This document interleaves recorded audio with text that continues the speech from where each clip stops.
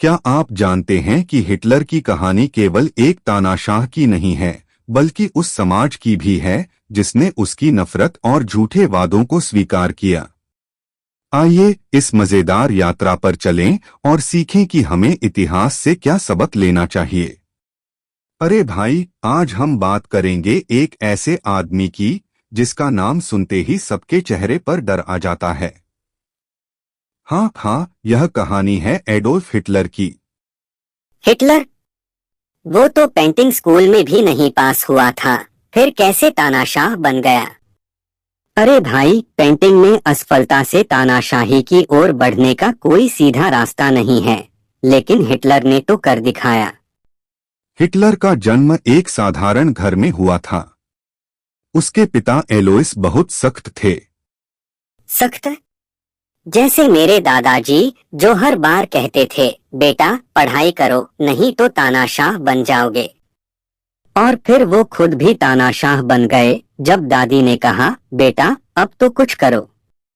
Hitler के पिता की अचानक मृत्यु हो गई। अरे वो तो जैसे किसी ने कहा हो, अब तानाशाही का राज शुरू होगा। और फिर हिटलर ने कहा, अब मैं तो पूरी दुनिया का तानाशाह बनूंगा। हिटलर ने पेंटिंग स्कूल में 2 बार अस्वीकृति झेली। अरे वो तो पेंटिंग में असफल रहा, लेकिन बाद में उसने पूरी दुनिया को रंग दिया, खून के रंग में।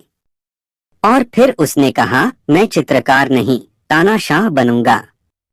1933 में हिटलर को चांसलर नियुक्त किया गया। अरे वो तो जैसे किसी ने कहा हो, भाई अब तो सब कुछ मेरी मर्जी से होगा। और जब हिटलर भाषण देता था तो 4 कोने पर अपने 4 अनुयायियों को ताली बजाने के लिए तैनात करता था। हिटलर के भाषण में एक खास बात थी।